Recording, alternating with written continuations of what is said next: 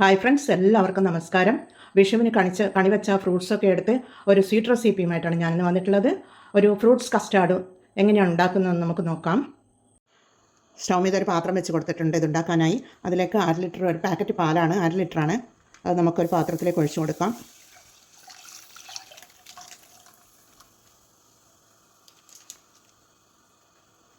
ഈ പാലൊന്ന് തിളച്ച് വരട്ടണം.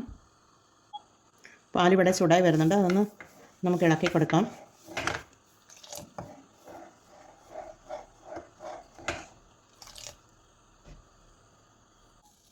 ഈ പാലിവിടെ തിളക്കാൻ തുടങ്ങുന്നുണ്ട്. ആ സമയം കൊണ്ട് നമുക്ക് ഒരു 3 ടേബിൾ സ്പൂൺ കസ്റ്റാർഡ് പൗഡറാണ്, അത് ഞാൻ എടുത്തിരുന്നു. അതിലേക്കൊരു 1/4 കപ്പ് പാലൊഴിച്ച് കൊടുക്കാം. ഇത് കട്ടയില്ലാതെ ഇളക്കി കൊടുക്കണം.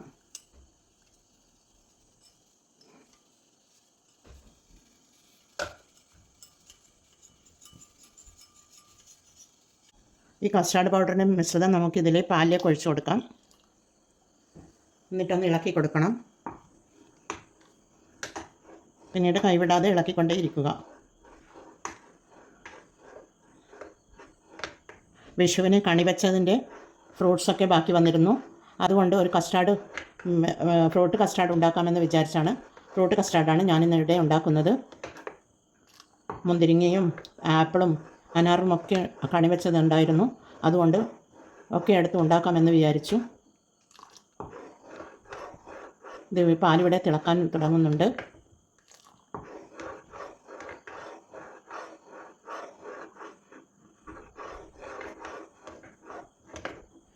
ഈ ഫ്രൂട്ട് കസ്റ്റാർഡ് പായസം എല്ലാവർക്കും ഇഷ്ടപ്പെടുമെന്ന് വിചാരിക്കുന്നു. നിങ്ങളെല്ലാവരും ഇഷ്ടപ്പെടുന്നവരൊക്കെ ഒന്ന് കമൻറ്റ് ചെയ്യണേ.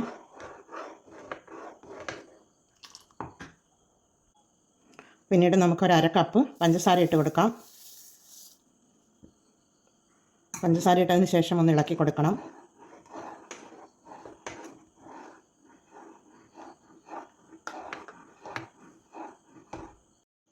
ഈ പാലും കസ്റ്റാർഡ് മിശ്രിതവും ഇവിടെ തിളച്ച് വരുന്നുണ്ട്. അതിലേക്ക് നമുക്കൊരു 3 തുള്ളി വാനില എസൻസാണ്, അത് ഒഴിച്ച് കൊടുക്കാം.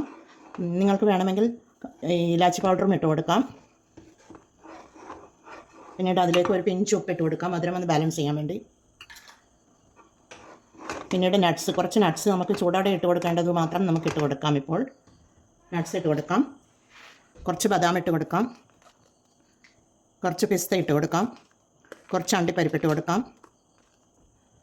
പിന്നീട് ഈ ഈത്തപ്പഴം കട്ട് ചെയ്ത് വെച്ചിട്ടുള്ളതാണ്, അതുകൂടി ഇട്ട് കൊടുത്തൊന്ന് ഇളക്കി നമുക്ക് തീ ഓഫ് ചെയ്ത് കൊടുത്ത് ഈ മിശ്രിതം ഒന്ന് തണുക്കുവാൻ വേണ്ടി മാറ്റി വെക്കാം.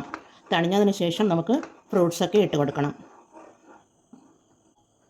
ലാസ്റ്റ് ഇതിലേക്കൊരു കണ്ടൻസ്ഡ് മിൽക്കാണ്, ഞാനൊരു 2 ടേബിൾ സ്പൂൺ ചേർക്കുന്നുണ്ട്.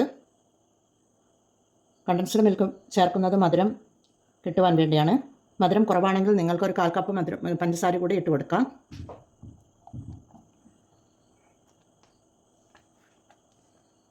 ഒന്ന് ഇളക്കി കൊടുക്കാം.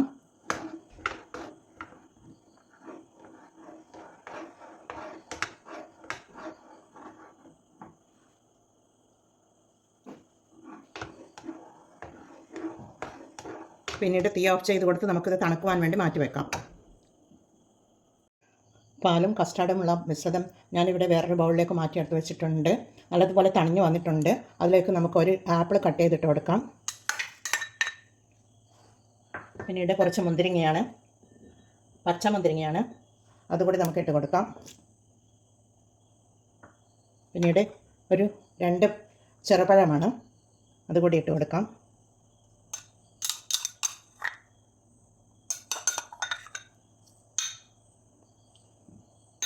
അതിനുശേഷം ഒരു മാങ്ങ കട്ട് ചെയ്തതാണ്, അതുകൂടി ഇട്ട് കൊടുക്കുന്നുണ്ട്. പിന്നീട് അനാറാണ്,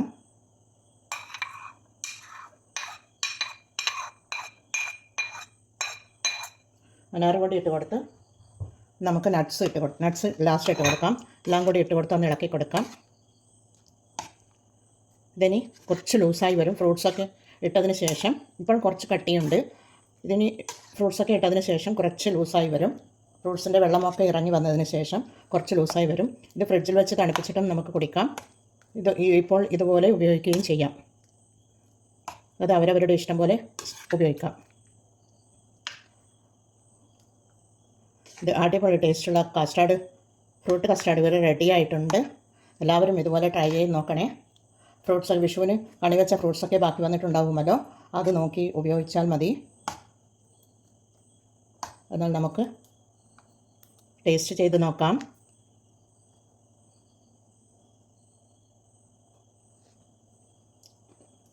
നല്ല അടിപൊളി ടേസ്റ്റ് ഉണ്ട്. എന്നാൽ എല്ലാവരും ഇത് ട്രൈ ചെയ്ത് നോക്കണേ. കുറച്ച് നട്ട്സും കൂടി ഇട്ട് കൊടുക്കാം. എല്ലാവരും ഇത് ട്രൈ ചെയ്ത് നോക്കി ഫീഡ്ബാക്ക് അറിയിക്കണേ. കമൻറ്റും സബ്സ്ക്രൈബും ചെയ്ത് സപ്പോർട്ട് ചെയ്യണേ. അടുത്തൊരു വീഡിയോയുമായി വരുന്നത് വരെ എല്ലാവർക്കും താങ്ക് യു ഫോർ വാച്ചിങ്.